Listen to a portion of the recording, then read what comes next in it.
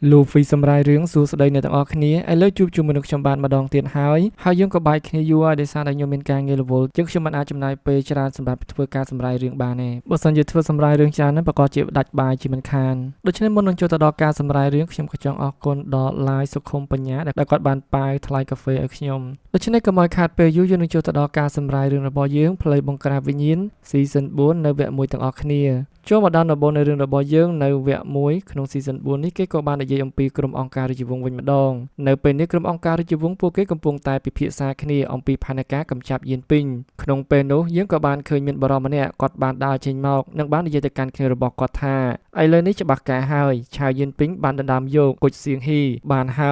ើយពេលនេះពួកគេកំពុងតែនាំគ្នារត់គេចពីអាណាចក្រវិញ្ញាណដូច្នេះវាគឺជាឱកាសល្អសម្រាប់ពួកយើងហើយគាត់នឹងគឺជាអ្នកខ្លាំងជាងគេក្នុងចំណោមអ្នកខ្លាំងទាំង10របស់ក្រុមអង្គការរាជវង្សអ្នកទាំងគ្នាហើយយើងក៏អាចហៅថាគាត់គឺជាមេរបស់គេបានដែរហើយគាត់នឹងមានឈ្មោះថាជេកហើយពួកគេកំពុងតែពិភាក្សាគ្នាចង់ដណ្ដើមយកគុជសៀងហ៊ីពីក្រុមយានពីងអ្នកទាំងគ្នាចឹងយើងនឹងចូលទៅដល់រឿងរបស់យើងវិញជេកក៏បាននិយាយទៅកាន់គ្នារបស់គាត់ថាពួកយើងមានគុជស៊ូមីមួយហើយដូច្នេះពួកយើងត្រូវការតែគុជសៀងហ៊ីមួយបន្ថែមទៀតតែប៉ុណ្ណោះពួកយើងនឹងអាចគ្រប់គ្រងពិភពមនុស្សនិងពិភពក្រោមដីបានជាមិនខាននៅពេលនោះគ្នារបស់ជេកម្នាក់ក៏បាននិយាយឡើងថាបន្ទាប់មកខ្ញុំនឹងសម្លាប់គេចោលគាត់នេះគឺជាអ្នកខ្លាំងលេខទី8ក្នុងចំណោមអ្នកខ្លាំងទាំង10របស់ក្រុមអង្គការរាជវង្សប៉ុន្តែជាមួយគ្នាក្នុងពេលនោះអ្នកខ្លាំងលេខទី4ក្នុងក្រុមអង្គការរាជវង្សក៏បាននិយាយកាត់ឡើងថាប៉ុន្តែខ្ញុំបានឮថាឆាវយានពីងគឺគេមានខ្លួនប្រាណអ្នកចម្បាំងគាត់ចង់និយាយថាយានពីងនឹងមិនងាយនឹងសម្លាប់ទេបងប្អូននៅពេលនោះគ្នារបស់គាត់ម្នាក់ដែលជាអ្នកខ្លាំងលេខទី9ក៏បាននិយាយឡើងដែរថាទោះបីជាគេស្អីក៏ដោយខ្ញុំត្រូវតែសម្លាប់គេព្រោះខ្ញុំមានបញ្ជីត្រូវទូទាត់ជាមួយនឹងគេគាត់នឹងគឺជាប្អូនប្រុសរបស់បរិសអង្គការរាជវង្សដែលយើងបានឃើញនៅ Season 1អ្នកនរគ្នាហើយនៅក្នុងចុង Season 1នោះដែលគាត់ត្រូវស៊ូគូសានថងសម្លាប់អ្នកនរគ្នាហើយដោយសារតែគាត់គិតថាប្រហែលជាយានពេញជាអ្នកសម្លាប់បងរបស់គាត់អញ្ចឹងហើយគាត់ត្រូវតែសងសឹកឲ្យបងរបស់គាត់វិញអញ្ចឹងណាប៉ុន្តែនៅពេលនោះជេក៏បាននិយាយប្រាប់ទៅពួកគេវិញថ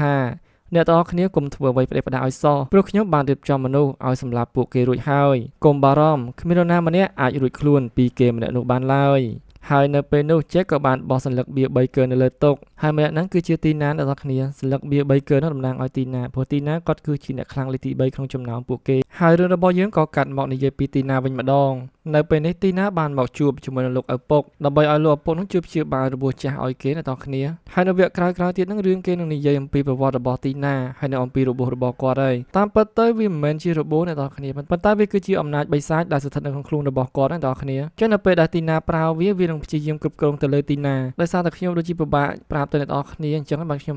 ញុំនិយាយថាហ្នឹងគឺជារបួសចាស់របស់គាត់អញ្ចឹងបងទៅអ្នកនរគ្នាចឹងយើងនឹងចូលទៅដល់រឿងរបស់យើងបន្តទៀតនៅពេលដែលទីណាបានដកអាវរបស់គាត់ចេញដើម្បីឲ្យលោកឪពុកព្យាបាលឲ្យយើងក៏បានឃើញថានៅក្នុងរបស់ទីណាមានស្នាមដូចជាក្បាលខ្មោចអញ្ចឹងវាកំពុងតែបញ្ចេញពន្លឺពណ៌ក្រហមទីណាក៏បាននិយាយទៅកាន់លោកឪពុកថាគ្រប់ពេលដែលខ្ញុំប្រើធម្មពលរបស់ខ្ញុំគេតែងតែវាប្រហារព្រលឹងរបស់ខ្ញុំជានិច្ចលោកឪពុកមិនដែលជឿខ្ញុំនោះទេអ្នកទាំងអស់គ្នាទីណាគាត់ត្រូវបានគេយកមកចិញ្ចឹមនៅព្រះវិហារកាតូលិកហើយបរិមម្នាក់ហ្នឹងគាត់គឺជាលោកឪពុកដែលយកក្មេងកំព្រាមកចិញ្ចឹមអ្នកទាំងអស់គ្នានៅពេលដែលលោកឪពុកឃើញបែបនេះលោកឪពុកក៏បានកោះហៅព្រលឹងការពាររបស់គាត់ឲ្យចេញមកនិងបានប្រើដាវទិបដើម្បីជួយបង្ក្រាបធម្មពលបិសាចឲ្យវាចូលទៅខ្លួនរបស់ទីណាវិញបាត់ទៅក្រោយពីជួយព្យាបាលទីណារួចមកលោកឪពុកក៏បានប្រាប់ទៅកាន់ទីណាថាប្រសិនបើឯងនៅតែប្រើធម្មពលបិសាចនេះតទៅទៀតថ្ងៃណាមួយខ្ញុំច្បាស់ជាមិនអាចជួយឯងបានទៀតនោះទេលោកឪពុកក៏បានប្រាប់ទៅកាន់ទីណាទៀតថាបើសិនជាឯងមិនបញ្ឈប់ក្នុងការប្រើប្រាស់ធម្មពលបិសាចនេះនោះទេព្រលឹងរបស់ឯងច្បាស់ជាធ្លាក់ទៅក្នុងបិសាចជាមិនខានទីណាក៏បាននិយាយទៅកាន់លោកឪពុកវិញថាតាមពិតខ្ញុំគឺបែបនេះជាយូរមកហើយខ្ញុំនៅពេលនេះគ្រាន់តែជាបិសាចដែលស្ថិតនៅក្នុងសម្លៀកបំពាក់របស់បូជាចារតែប៉ុណ្ណោះនៅពេលនោះលោកឪពុកក៏បានដកដង្ហើមធំហើយគាត់ក៏បានយកខ្សែករបស់គាត់ឲ្យទៅទីណាអ្នកបានប្រាប់ទៅកាន់ទីណាថាយកខ្សែកនេះទៅវាគឺជាខ្សែកដែលធ្វើឡើងពីដើមពិសិដ្ឋវាអាចទប់ទល់ជាមួយនឹងធម្មពលបិសាចដែលនៅក្នុងខ្លួនរបស់ឯងបានមួយរយៈយកវាទៅគ្មានអ្វីដែលធ្វើឲ្យខ្ញុំសប្បាយចិត្តពេលដែលឃើញឯងមានជីវិតនោះទេរឿងរបស់យើងក៏កាត់មកដល់ក្រុមរបស់យានពីងវិញម្ដងនៅពេលនេះយានពីងនិងក្រុមរបស់ពួកគេកំពុងតែរងចាំជិះទូកវិញ្ញាណដើម្បីឆ្លងកាត់និងធ្វើដំណើរទៅកាន់ដំណាក់អ្នកខ្លាំងដែលគ្រប់គ្រងដោយមេតបសៀងគុនលុនអ្នកទាំងអស់គ្នាហើយបើសិនជាអ្នកទាំងអស់គ្នាអត់ទាន់ស្គាល់មេតបសៀងទេអាចមើលរឿងរបស់ខ្ញុំនៅ Season 2នៅវគ្គ8បានអញ្ចឹងគាត់គឺជាអ្នកខ្លាំងដែលគ្រប់គ្រងលើអ្នកខ្លាំងទាំងអស់នៅក្នុងដំណាក់អ្នកខ្លាំងអ្នកទាំងអស់គ្នាហើយទៅទៀតអ្នកទាំងអស់គ្នានឹងដឹងថាតើហេតុអ្វីបានជាយានពីងទៅទីនោះអញ្ចឹងយើងនឹងចូលមកដល់រឿងរបស់យើងវិញស្របពេលជាមួយគ្នាដោយសារតែយានពីងលោកម៉ឹងនិងសៀលៀងចាំយូរពេកពួកគេក៏បាននាំគ្នាលេងបៀ3 4ដៃទៅ ហើយឲ្យសៀនយីនឹងជួយចាប់លេខរៀងឲ្យពួកគេផងចំណែកពួកគេក៏បាននាំគ្នាលេងកាប់ហាយយ៉ាងសប្បាយនៅពេលនោះលោកម៉ងក៏បានរអ៊ូឡើងថាហេតុអ្វីបានជាថ្ងៃនេះមានព្រលឹងច្រើនម្ល៉េះមកតម្រង់ជួរដែរអញ្ចឹងយិនពីងក៏បានប្រាប់ទៅលោកម៉ងវិញថាព្រោះថ្ងៃនេះនិងថ្ងៃស្អែកគឺជាបុណ្យរបស់ខ្មោចលោកម៉ងក៏បានសួរបញ្ជាក់ទៅយិនពីងទៀតថាយិនពីងតើលោកច្បាស់ឬទេថាពួកយើងត្រូវធ្វើអញ្ចឹងកន្លែងនោះលោកម៉ងក៏ចង់សួរបញ្ជាក់ទៅយិនពីងថាតើយិនពីងនឹងច្បាស់អត់ថាពួកគេត្រូវតែធ្វើដំណើរទៅដំណាក់អ្នកខ្លាំងអញ្ចឹងណាយិនពីងក៏បានប្រាប់ទៅកាន់លោកម៉ងវិញថាគេចង់ស្វែងរកប៉ាម៉ាក់របស់គេនឹងនៅប្រាសាទលូហួរប៉ុន្តែប្រាសាទលូហួរបែរជាងាយនឹងត្រូវបំផ្លាញទៅវិញចឹងហើយមានន័យថាប៉ាម៉ាក់របស់យិនពីងនឹងមិនមែននៅប្រាសាទលូហួរទេប្រហែលជាពួកគាត់នឹងត្រូវបានគេឃុំខ្លួននៅក្នុងដំណាក់អ្នកខ្លាំងហើយយិនពីងក៏បានប្រាប់ទៅលោកម៉ងបន្ថែមទៀតថាជំនួសឲ្យការដើរលេងរបស់ពួកយើងដែលនៅខាងក្រៅអញ្ចឹងពួកយើងគួរតែទៅមើលអាណាចក្រវិញ្ញាណម្ដងទៅខ្ញុំភ្លេចប្រាប់អ្នកទាំងអស់គ្នាមួយទៀតដំណាក់អ្នកខ្លាំងនៅក្នុងការគ្រប់គ្រងរបស់អាណាចក្រវិញ្ញាណអ្នកទាំងអស់គ្នាអញ្ចឹងមានថាកន្លែងដំណាក់អ្នកខ្លាំងហ្នឹងគឺវាស្ថិតនៅក្នុងការគ្រប់គ្រងរបស់អាណាចក្រវិញ្ញាណហើយវាគឺជាកន្លែងទឹកដីអាណាចក្រវិញ្ញាណអ្នកទាំងអស់គ្នាអញ្ចឹងនេះហើយជាមូលហេតុដែលយិនពីងនឹងត្រូវទៅអាណាចក្រវិញ្ញាណទៅកន្លែងដំណាក់អ្នកខ្លាំងដើម្បីនឹងរកប៉ាម៉ាក់របស់គាត់អញ្ចឹងព្រោះគាត់គិតថាប៉ាម៉ាក់របស់គេប្រហែលជាគេត្រូវបានឃុំខ្លួនពួកគាត់នៅទីនោះខណៈពេលដែលយិនពីងកំពុងតែនិយាយជាមួយនឹងលោកម៉ងសៀនយៀនរបស់យើងឯនេះវិញគេក៏បានហៅឈ្មោះរបស់គាត់ល្មមដល់ពេលដែលគេត្រូវបានសួរសៀនយៀនថាតើសៀនយៀននឹងមកមានការអ្វីសៀនយៀនក៏បានប្រាប់ទៅអ្នកយៀននិងចោលទៅកាន់យិនពីងលោកម៉ងនិងសៀវលីងថាគឺខ្ញុំឈរចាប់លេខឲ្យពួកគាត់គឺនៅទីនោះគ្រាន់តែអ្នកយាមបានឃើញពួកគេភ្លាមអ្នកយាមមានការភ័យខ្លាចជាខ្លាំងព្រោះអាណាចក្រវិញ្ញាណកំពុងតែប្រកាសតាមចាប់ខ្លួនរបស់ពួកគ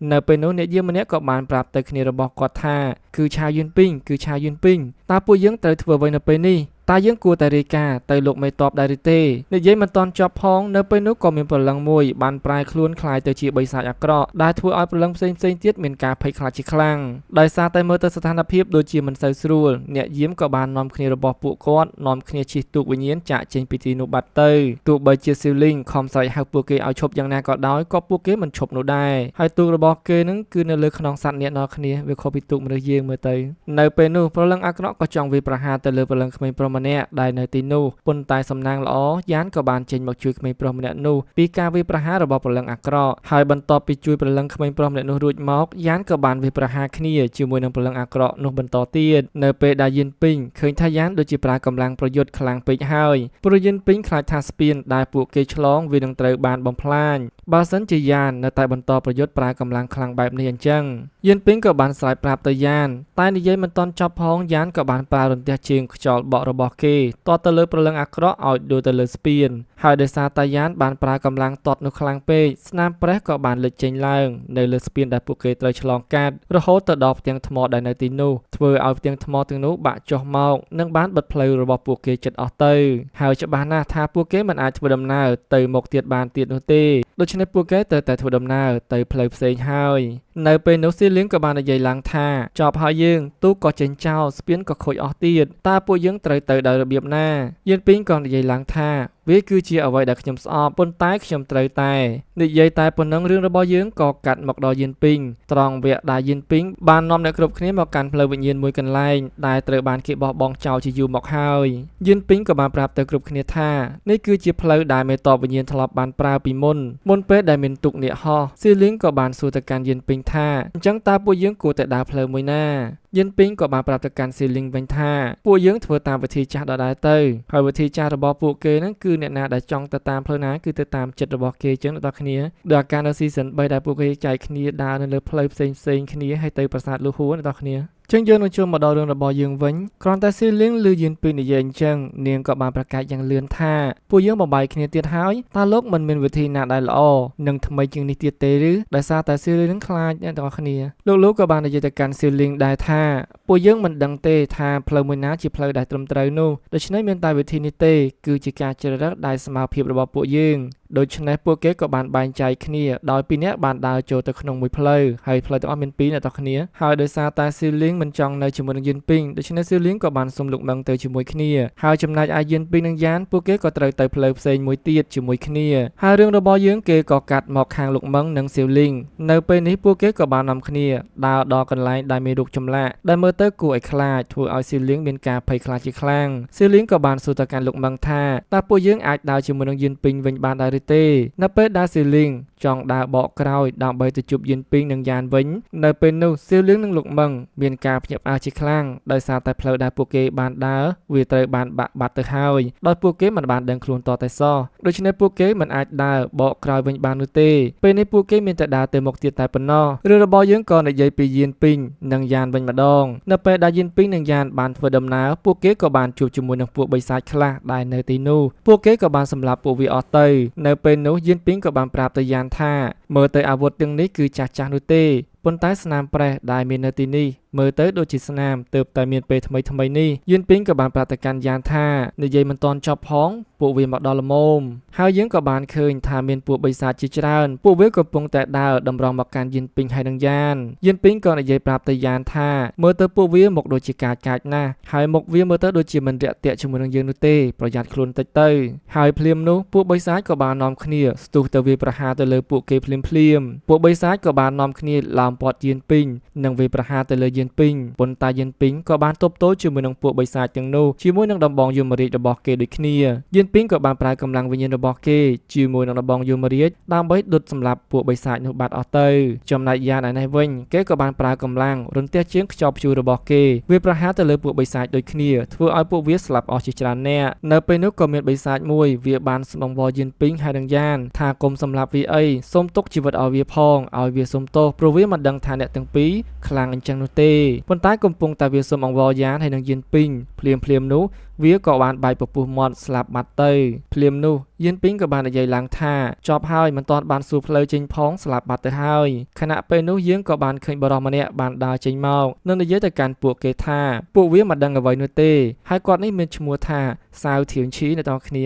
ចឹងខ្ញុំសូមហៅគាត់ថាធាវឈីវិញស្រួលហៅចឹងណាធាវឈីក៏បានណែនាំខ្លួនទៅឲ្យយៀនពីងហើយនឹងយ៉ានបានស្គាល់ថាគាត់មានឈ្មោះថាធាវឈីនៅពេលនោះយៀនពីងក៏បានសួរទៅកាន់គាត់ថាលោករស់នៅទីនេះយូរហើយតើមែនឬទេដូច្នេះថាលោកស្គាល់ផ្លូវចេញដែរឬទេធានឈីក៏បាននិយាយប្រាប់ទៅកាន់យៀនពីងវិញថាផ្លូវចេញទីនេះមិនមានផ្លូវចេញនោះទេក្រោយពីឮធាវឈីនិយាយបែបនេះរួចមកយៀនពីងនិងយ៉ានមានការភ្ញាក់ផ្អើលជាខ្លាំងដោយសារតែនៅទីនោះមិនមានផ្លូវឲ្យពួកគេចេញទៅក្រៅបានធាវឈីក៏បានប្រាប់ទៅកាន់យៀនពីងហើយនឹងយ៉ានទៀតថាគាត់បានជាប់នៅទីនេះអស់ជាច្រើនឆ្នាំណាស់មកហើយគាត់ព្យាយាមស្វែងរកផ្លូវចេញនិងបានសាកល្បងគ្រប់ផ្លូវអស់ហើយប៉ុន្តែគាត់នៅតែមិនអាចចេញពីទីនេះបានដដែលហើយសូម្បីតែព្រលឹងការពាររបស់គាត់ក៏ដូចគ្នាដែរធាវឈីក៏បានប្រាប់ទៅកាន់ពួកគេទៀតថាផ្លូវធានវូនេះវាពោពេញទៅដោយគ្រោះថ្នាក់ណាស់ហើយនឹងអាចកំបាំងខ្លាំងដែរពួកលោកអាចស្លាប់នៅទីនេះបានគ្រប់ពេលវេលាយ៉ានក៏បាននិយាយទៅកាន់ធាវឈីវិញថាមើលទៅគ្មានអ្វីគួរឲ្យខ្លាចនោះទេវាគ្រាន់តែជាខ្មោចពី3ក្បាលតែប៉ុណ្ណោះខ្ញុំមិនខ្លាចនោះទេ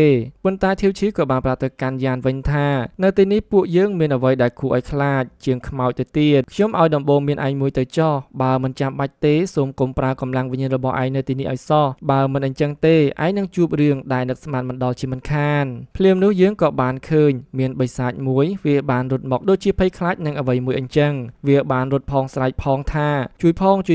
គួរឲ្យខ្លាចខ្លាំងណាស់ឃើញបែបនេះយ៉ានក៏បានសួរទៅកាន់វាថាអេតើឯងកំពុងតែកុហកយើងតើមែនឬទេវាក៏បានឈប់នឹងនិយាយប្រាប់ទៅយ៉ានថាមានអ្នកមកថ្មីម្នាក់នោះគេពិតជាសាហាវនិងគួរឲ្យខ្លាចជាងពួកយើងទៅទៀតគេស្ទើរតែសម្លាប់ព្រលឹងខ្មោចដែលនៅទីនេះអស់ទៅហើយធាវឈីមានការភ្ញាក់ផ្អើលជាខ្លាំងគាត់ក៏បាននិយាយឡើងថាម៉េចមានមនុស្សដែលចូលមកផ្លូវធានវូនេះម្នាក់ទៀតឬប៉ុន្តែបិសាចនោះក៏និយាយទៅវិញថាមនុស្សគេមើលទៅដូចជាមិនមែនមនុស្សនោះទេគេគឺជានិយាយមិនតន់ចប់ផងបិសាចនោះក៏ត្រូវបានច្រវាក់មួយហោះមកទម្លុះខ្លួនរបស់វាធ្វើឲ្យវាស្លាប់ភ្លាមបាត់ទៅហើយបន្ទាប់មកច្រវាក់នោះក៏បានធ្ពួកវាហើយនឹងទាញចូលទៅក្នុងខែលនិងបានគៀបវាបែកឈាមនិងខ្ទេចសាកសពអស់ទៅហើយរឿងរបស់យើងក៏បានបង្ហាញថាបុរសម្នាក់នោះគាត់គឺជាទីណានោះឯងដែលជាអ្នកខ្លាំងលេខទី3របស់ក្រុមអង្គការរាជវង្សព្រោះទីណាបានទទួលបញ្ជាពីជេកឲ្យមកសម្លាប់យៀនពីងនិងក្រុមរបស់គេ